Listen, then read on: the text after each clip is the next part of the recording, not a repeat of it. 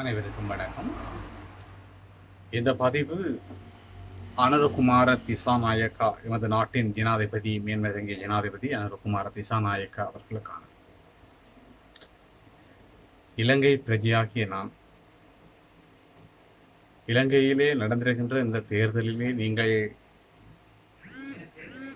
மிக பெறுமதியான வாக்குகளை பெற்று இதுவரை வந்த தேர்தலிலும் உலகாலம் நடந்த தேர்தல்களிலும் மற்ற ஜனாதிபதிகள் மற்றவர்கள் எடுத்த வாக்குகளுக்கு சவால் போடும் விதமாக உங்கள் வாக்குகள் இம்முறை அமைந்திருக்கின்றன. உங்களுக்காக நாங்கள் அளித்த வாக்குகள் எல்லா மாவட்டங்களிலும் மற்ற வேட்பாளரை விட சரிக்கு சம விகிதத்தில் அதிகரித்திருக்கின்றது. அதற்கான காரணம், உங்களில் நாங்கள் ஏதோ ஒரு விதத்தில் ஒவ்வொருவரும் நம்பிக்கை வைத்திருக்கின்றோம் என்றால், நீங்கள் கதைத்த கதைகள், நீங்கள் ஒவ்வொரு இடத்துக்கும் சென்று உங்கள் வார்த்தை பிரயோகங்கள், நீங்கள் மக்களை சந்தித்த போதோ நீங்கள் அவர்களை கனம் பண்ணிய விதங்கள் என்று ஒவ்வொருவருக்கும் ஒவ்வொரு விதமான உங்களில் நடவடிக்கைகள் பிடித்திருக்கின்றது. அதனால்தான் நாங்கள் தமிழ் பேசுபவர்கள் எல்லாரும் எமது தமிழ் பேசும் பிரதிநிதிகளை விட்டு உங்களுக்கு வாக்களித்திருக்கின்றார்கள். எங்கள் நம்பிக்கை, நீங்கள் இந்த நாட்டுக்கு சாதி மத பேதமின்றி ஏதோ ஒரு நன்மை செய்ய போகின்றீர்கள் என்றுதான் எங்கள் அனைவரது நம்பிக்கையும் இருக்கின்றது. தேர்தல்களில் வாக்குறுதிகள் அதிகமான பேர்கள் வழங்குவார்கள், ஆனால் அது செய்வதில்லை. சந்திரிகா வரும்போது, நான் கணவன் இல்லாதவன், எனக்கு இந்த கஷ்டங்கள் எல்லாம் தெரியும், உங்களுக்கு நாங்கள் அதிக நன்மைகளை செய்ய போகின்றோம் என்று சந்திரிகா வந்தார். ஆனால் எங்களுக்கு புதுவிதமான குண்டுகளையும் புதுவிதமான விமானங்களையும் காட்டி சென்றார். அப்படித்தான் ஒவ்வொரு ஜனாதிபதியும் மகிந்த வரும்போது ஒரு கபட நாடகம், கோத்தபாயா வரும்போது ஒரு கபட நாடகம்,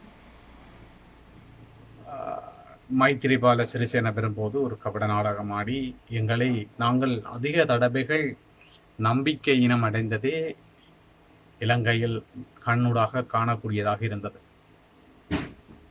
நாங்கள் இத்தனை தடவைகளும் ஏமாற்றப்பட்டும் இன்று உங்களை பார்த்து மீண்டும் ஒரு கால் எங்களுக்கு ஏதோ ஒரு புதிய ஒளி ஒன்று தெரிகிறது என்று வாக்களித்து உங்களை வெல்ல வைத்திருக்கின்றோம்.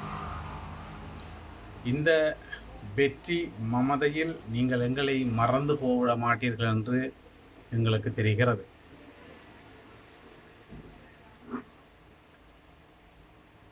இங்கே நாங்கள் தமிழர், சிங்களவர், முஸ்லீம் என்று சொல்லி 4 மதத்தை சார்ந்தவர்கள் இந்த இலங்கையை வாழ்ந்து வருகின்றோம். ஜனாதிபதியாக இருப்பவர் ஒரு மதத்திற்கு மட்டும் சார்பானவராக இருக்கக்கூடாது. உங்கள் மதம் என்பது, நீங்கள் உங்கள் ஜனாதிபதிக்கு வீட்டில் இருக்க வேண்டியதுதான் மதம். நீங்கள் எல்லா மதத்திற்கும் சரிசமனானவர் தான் நீங்கள். உங்கள் மதத்தில் இருந்து வந்து தொல்பொருள் ஆராய்ச்சி என்று சொல்லி மற்ற மதங்களை சுரண்டுபவர்கள் எல்லாம் இனி நிறுத்தப்பட வேண்டும். அப்படி நீங்கள் செய்வீர்களாய், நீங்கள் இப்பொழுது செய்யும் இதே விதத்தில் நீங்கள் இந்த நாட்டின் ஜனாதிபதி செய்து கொண்டு போவீர்களாயின், நீங்கள் இன்றும் இந்தியாவில் கதைக்கப்படுகின்ற காமராஜர், கக்கன் அப்படி என்று ஆக்களை சொல்கின்றார்கள். அந்த வகையில் ஒவ்வொருவரின் மனங்களை வெல்வீர்கள். இல்லாவிடில் நீங்கள் வெல்லும் வரையும் தான் உங்கள் கதை இருக்குமாயின், குறுகிய காலத்திற்கு முன்புதான் கோத்தபாயாவின் கதை நடந்திருக்கின்றது. மக்கள் என்பது மாபெரும் சக்தி. நாங்கள் மிகவும் சந்தோஷமாக இருக்கின்றோம் நீங்கள் வென்றிருக்கின்றீர்கள் என்று, உங்களுக்கு பெரும்பான்மை கிடைத்திருக்கின்றது என்று மிகவும் சந்தோஷமாக இருக்கின்றோம். நீங்கள் ஏதோ எங்களுக்கு செய்ய போகின்றீர்கள் என்ற மனநிலை எங்களுக்கு மிக ஆழமாக தெரிகின்றது.